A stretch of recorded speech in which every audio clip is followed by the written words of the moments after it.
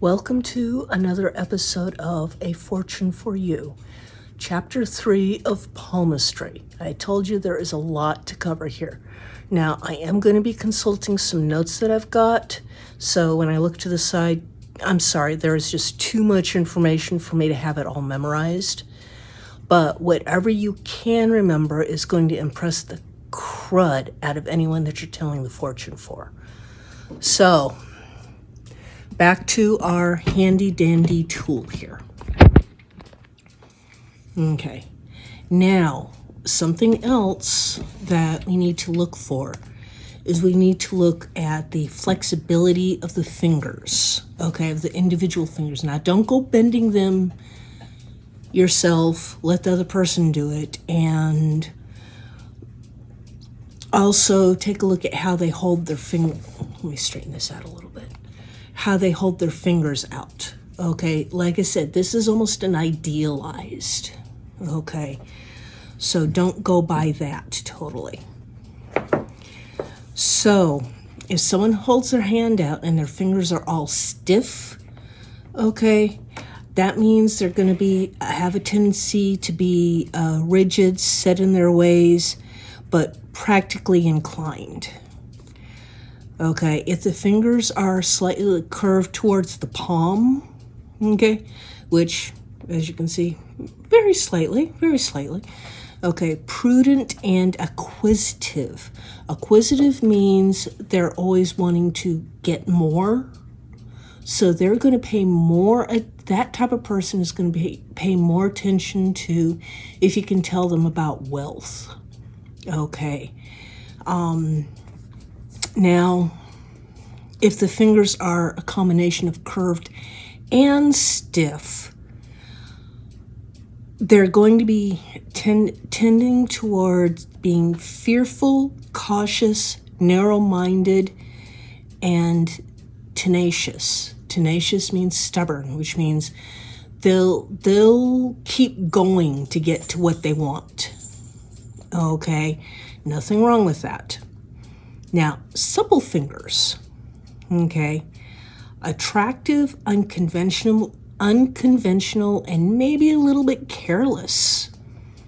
Okay, now curved fingers bending away from the palm, okay,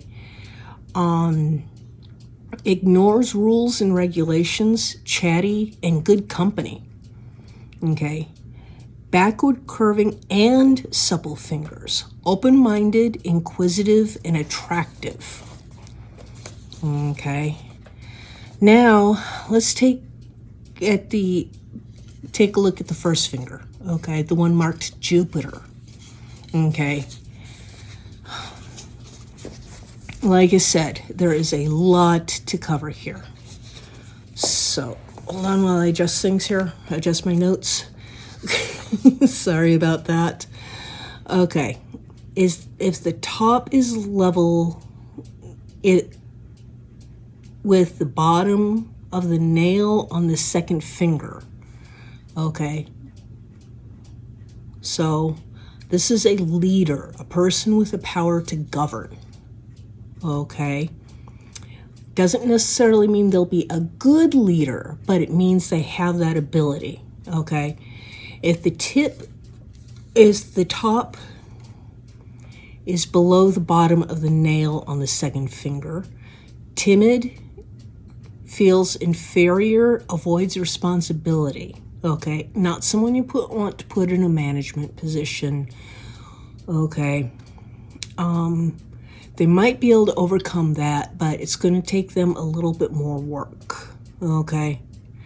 Now, if it is the same length as or longer than the second finger, a dictator, self-centered, one determined to make others obey. Okay.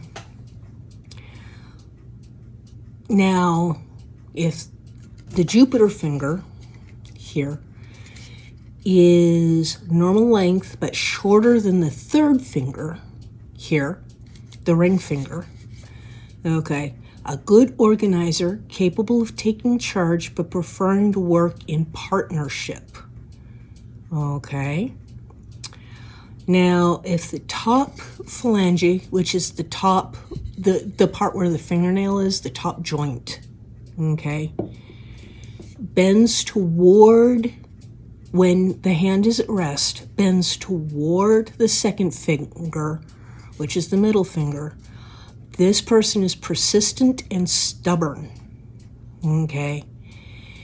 If this finger is the same length as the third finger, well-balanced and self-assured.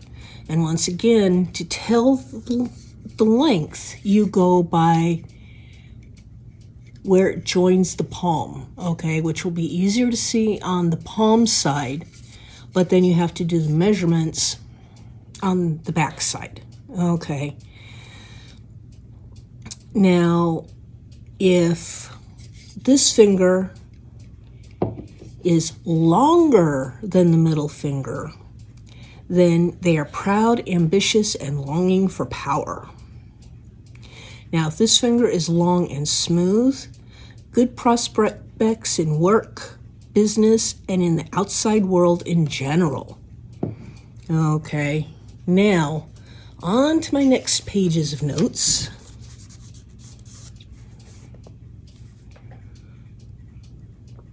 Continuing with the same finger. Okay, if it's very thick, then they're very determined, very stubborn. Okay, if it's short, lack stamina and confidence. Very, very short, self-effacing, frightened of the outside world. Okay, very thin. Will succeed in imagination, but not in reality. Crooked, unscrupulous, determined to get their own way regardless of the consequences. Okay. Now, if the phalanges, the different sections, are marked with deep, straight, vertical lines, they're called tired lines, indication of overwork and fatigue. Okay. Now, if this finger is curved in a bow towards the second finger, which is the middle finger, okay, acquisitiveness can range from collecting as a hobby if the curve is slight to hoarding and miserliness if the curve is pronounced. Okay, well, that has given us enough information for now. Hopefully you're taking notes, and we'll come back with chapter 4 and the next finger, which will be as much information as you can absorb and then some. So once again, this was A Fortune for You. Thank you for joining me. Chapter 3 of Palmistry. And hopefully I'm not boring you too much. Like I said, I have pages and pages of notes because even I can't keep it all straight. Okay, so don't worry about it. Just remember what you can. Practice, practice, practice. The more you practice, even if you don't explain what you're looking at or what you see, at least in your head, okay? Practice, practice, practice. And this will help you get better. You don't need something like this. I just happen to have this as a handy learning tool for these videos. Okay, what I'm going to do with it when I'm done, not sure. Maybe I could have a drawing and send it to somebody. That'd be awesome. Anyway, let me know what you think. And once again, this was A Fortune for You, Chapter 3, Palmistry. Thank you.